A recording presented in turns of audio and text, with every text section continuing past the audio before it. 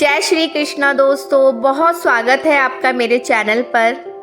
आपने देखा होगा कि मैंने शॉर्ट वीडियो में सारे अध्याय 1 के जितने भी श्लोक हैं सबके ऊपर उसका सरल अनुवाद बताया है, जो सबने बहुत पसंद भी किया है और मुझे उम्मीद है कि आपको उससे कुछ ना कुछ ज़रूर सीखने को मिला होगा, क्योंकि गीता एक ऐसा ज्ञान है, हमारे लिए अमूल्य ज्ञान है जो हमें बहुत जीवन एक मार्गदर्शन है, हमारे लिए मोटिवेशन है, जो आज के समय में आज की जनरेशन को बहुत ही ज़रूरी है। क्योंकि आज का जैसा समय है उसमें अगर हम गीता अध्ययन करते हैं, गीता को समझते हैं, तो ऐसा लगता है कि हमें एक ऐसा साथी या जीवन साथी मिल गया हो जिससे हमारी हर समस्या का समाधान हो जाएगा और हमारा मन भी बहुत शांत और बहुत अच्छा महसूस करता है। तो गीता तो हमें हर किसी को अपने जीवन में ज़रूर अपनानी चाहिए। तो मेरा ये छोटा सा प्रयास था कि मैं आप तक पहुंचा सकूं और आपने मुझे बहुत प्यार भी दिया है, आप बहुत पसंद भी किया है। बस आपसे यही हाथ जोड़कर विनती है कि आप गीता को ज़रूर अपने जीवन में अपनाइएगा। और अगर आपके पास समय ना हो, इसलिए मैंने अध्याय 1 की ये विशेष वीडियो मैं बना रही हूँ कि जिनके पास समय नहीं होता है हर श्लोक को सुनने का या पढ़ने का, तो वो सीधा अध्याय 1 को भी जाकर सुन सकते हैं, जिससे उनको समझ में आ जाएगा कि गीता अध्याय 1 क्या कह रहा है और उसमें किस तरीके से शुरुआत होती है। तो आप इस वीडियो के साथ बने रहिएगा और आइए सुनते हैं श्रीमद् भागवत गीता अध्याय 1 का अर्जुन विषाद योग। दोस्तों, आज हम शुरू कर रहे हैं श्रीमद् भागवत गीता का पहला अध्याय अर्जुन विषाद योग। यह अध्याय हमें सिखाता है कि जीवन की सबसे बड़ी उलझने और मानसिक संघर्ष किस तरह हमारी आंखें खोलते हैं। तो चलिए पूरे अध्याय को आसान और सरल भाषा में समझते हैं। कुरुक्षेत्र की युद्ध भूमि। कुरुक्षेत्र में दोनों सेनाएं आमने सामने खड़ी हैं। एक तरफ कौरव, दूसरी तरफ पांडव। चारों ओर शंख बज रहे हैं। सैनिकों में जोश है और युद्ध शुरू होने ही वाला है। धृतराष्ट्र का प्रश्न।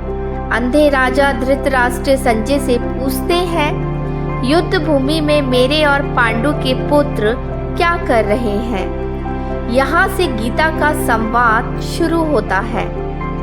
युद्ध की तैयारियां।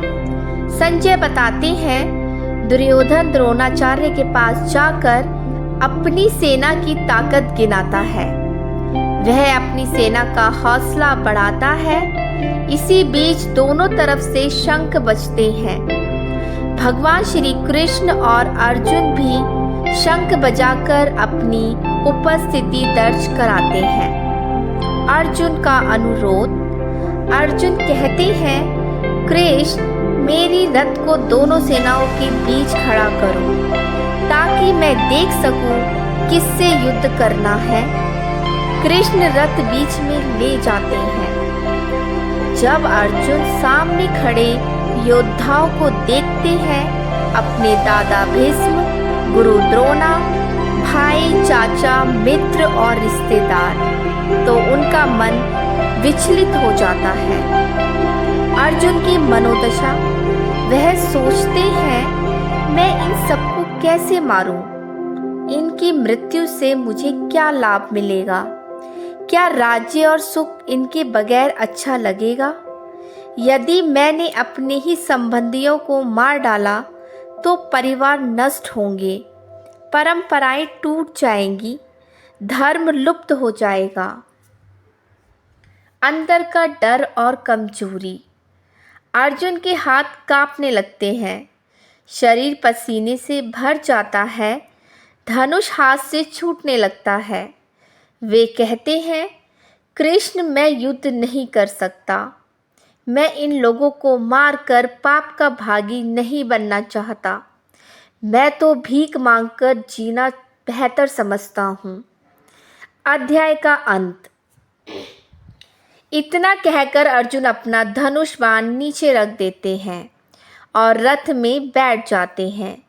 वे पूरी तरह निराश और हताश हो चुके हैं। यही पहला अध्याय समाप्त होता है। जीवन की सीख क्या है? इस अध्याय से हमें अपने जीवन में क्या सीखने को मिलता है? दोस्तों, इस अध्याय से हमें क्या सीख मिलती है? हर इंसान की ज़िंदगी में कुरुक्षेत्र आता है, कभी पारिवारिक, कभी मानसिक, कभी पेशेवर। निर्णय लेने के क्षण सबसे कठिन होते हैं। जैसे अर्जुन अपनों को देखकर कमज़ोर पड़ गए, वैसे ही हम भी भावनाओं में उलझ जाते हैं। समस्या से भागना समाधान नहीं है। अर्जुन ने पहले हार मान ली थी, लेकिन यही उनकी असली सीख की शुरुआत बनी। संघर्ष की ज्ञान का द्वार खोलता है। जब हम असमंजस में होते हैं, तभी असली मार्गदर्शन मिलता है। तो दोस्तों, यह था अध्याय 1 अर्जुन विषाद योग का सार। अगले अध्याय में भगवान श्री कृष्ण अर्जुन को जवाब देते हैं और जीवन का असली दर्शन बताते हैं। अगर आप गीता के हर अध्याय का आसान अनुवाद और जीवन की सीख पाना चाहते हैं, तो चैनल को ज़रूर सब्सक्राइब कीजिएगा और वीडियो को भी लाइक कीजिएगा और लोगों तक भी इसे शेयर कीजिएगा। और आप गीता अगर प्राप्त करना चाहते हैं तो मैं लिंक आपको डिस्क्रिप्शन में दे दूँगी। आप वहां से भी गीता को मंगवा सकते हैं और अपने जीवन में गीता का ज़रूर अध्ययन कीजिए। बोलिए मेरे साथ, जय श्री कृष्णा।